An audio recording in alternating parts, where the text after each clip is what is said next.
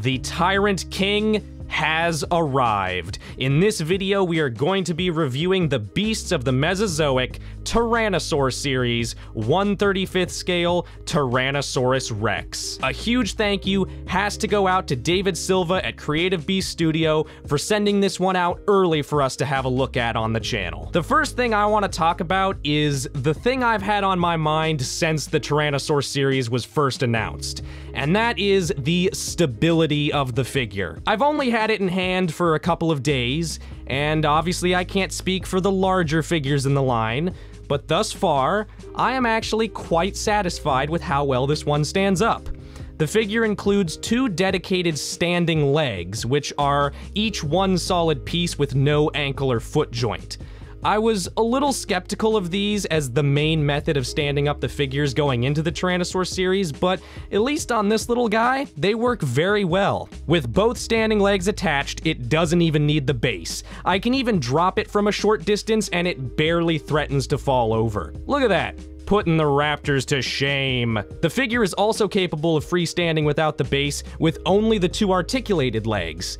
I wouldn't leave it like this on your shelf since the ball joints for the feet are a bit on the loose side, but it can totally do it, which is really, really cool. And with the use of one articulated and one standing leg each, along with the very tight and secure metal foot pegs built into the base, which peg into the bottom of the standing legs, the figure feels extremely stable. At least as long as both feet are touching the ground.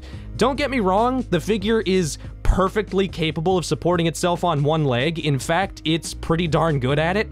It's just that personally, I wouldn't leave it that way. Because of the way the standing legs are sculpted, the figure has a pretty considerable lean when standing on one foot. And with most of its weight being thrown off to one side like that, a lot of undue stress is being put on the foot peg and standing leg alike.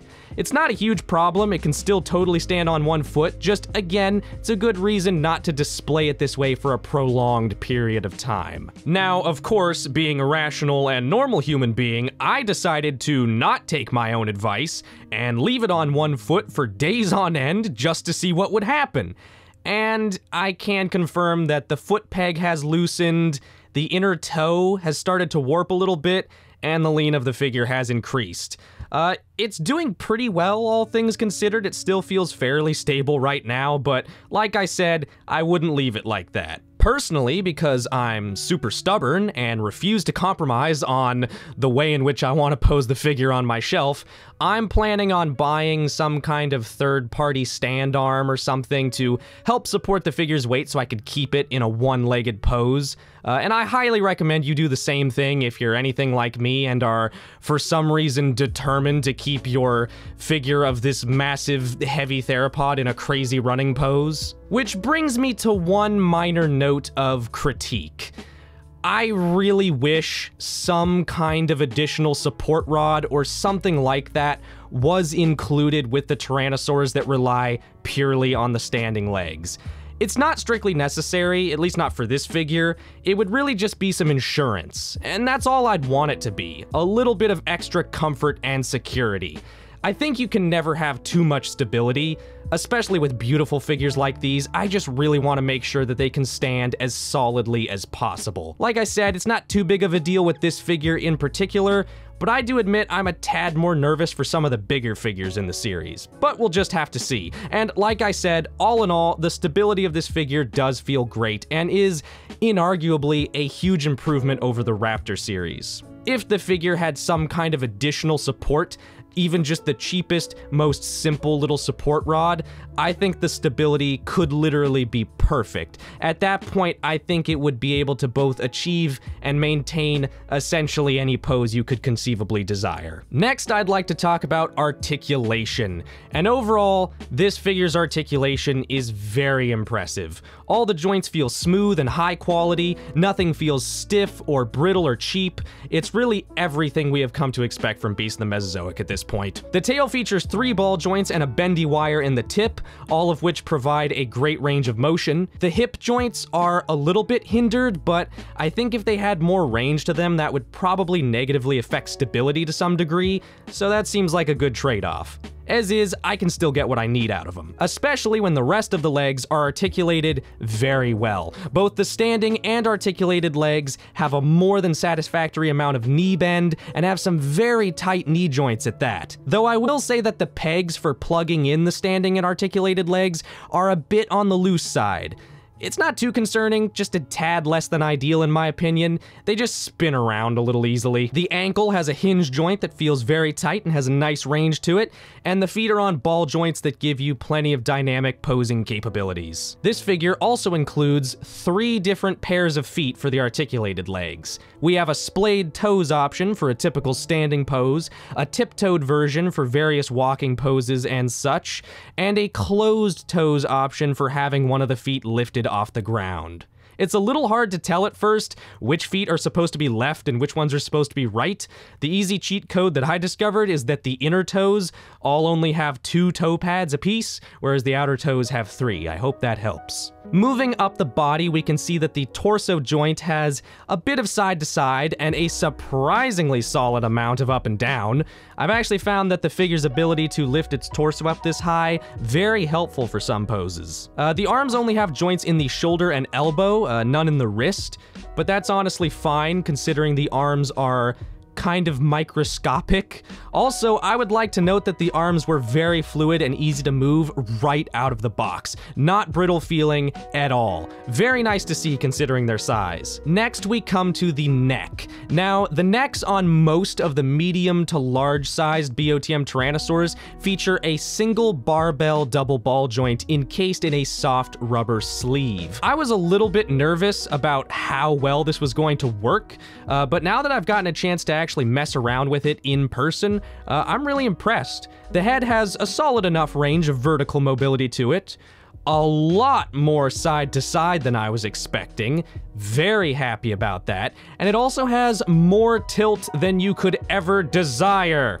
Ah, the realism is killing me! I would also like to say that the gaps and the sort of hood formed by the neck sleeve that some people have been complaining about are so unbothersome to me in person. I think they looked a little bit worse on the unpainted gray Rexes, but especially with the full coloration on the neck, they just don't bug me at all. I genuinely have 0 legitimate issues with this neck. It's perfectly fine. Finally, we come to the head. This figure does have a movable tongue, but no one cares about that, so let's talk about the lower jaw. This is, without a doubt, the best articulated jaw of any BOTM figure I've gotten thus far. It feels so well attached and moves so smoothly, and it closes perfectly. Absolutely perfectly. The lips are sealed. Moving on from articulation, let's dive into the sculpt of this figure. The detail on this figure looks fantastic. It very accurately, given what we currently know about Tyrannosaur integument, has some truly tiny scales, the majority of which look very crisp and well sculpted. A few areas of the figure look a bit smooth here and there, but I think that is totally fine given how small the scales are. Very, very forgivable. The figure is also covered in all sorts of nice little wrinkles and skin folds and plenty of subtle muscular definition, and that head sculpt is just gorgeous. It's essentially a perfect, accurate T-Rex head, and from the gnarly keratin on the nasal ridge to the post-orbital crests and the very well executed binocular vision, I just love the whole thing. The colors on this figure are also simply beautiful. I knew I was gonna like the colors going in, but actually having the figure in hand, they are so much more vivid and saturated than I was expecting. The majority of the body is painted in a kind of burnt sienna, reddish, orangish sort of color that turns into a straight up bright red in a few areas, notably the legs, which look extremely vibrant. Over the back is a dark brown which complements the main body color perfectly and is painted in some great looking patterns. I really like this pattern on the flank that almost looks kind of like the rays of light beaming off of a cartoon sun or something like that. It looks very satisfying. Along the neck, we have this broken up stripe of lighter tan for some nice variation. And finally, we get to the bright blue eyes of this figure, which just look perfect in contrast with the rest of the body. The paint quality on this figure is also fantastic as expected. Everything is very well painted, including all the small details like the eyes and even all the little teeth inside of the mouth. Very impressive work. I also think the colors of this figure were a great choice given the species being represented here. Tyrannosaurus rex is an absurdly popular dinosaur, and this figure really needed to appeal to the largest audience possible while still retaining the spirit of BOTM. And I think it struck a really good balance in that regard. For someone like me whose favorite BOTM figures are, for instance, the Medusaceratops, the Sinoceratops, the Torosaurus, you know, I love all the crazy, bright, complicated color schemes, and I really love the colors on this figure.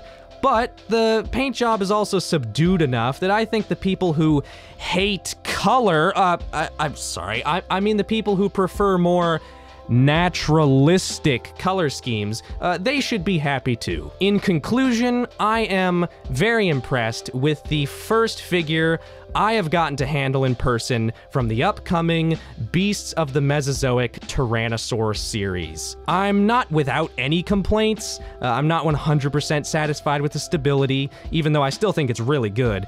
And I am curious to see how good the stability and articulation will be on the larger Tyrannosaurs.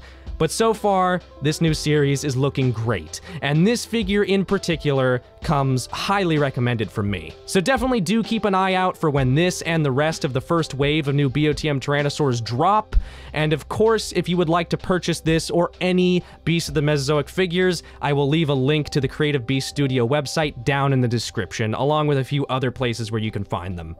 Thank you for watching, and I will see you all next time. We should be reviewing a big batch of the 1/6 Protoceratops, the Albertoceratops, and the Centrosaurus next.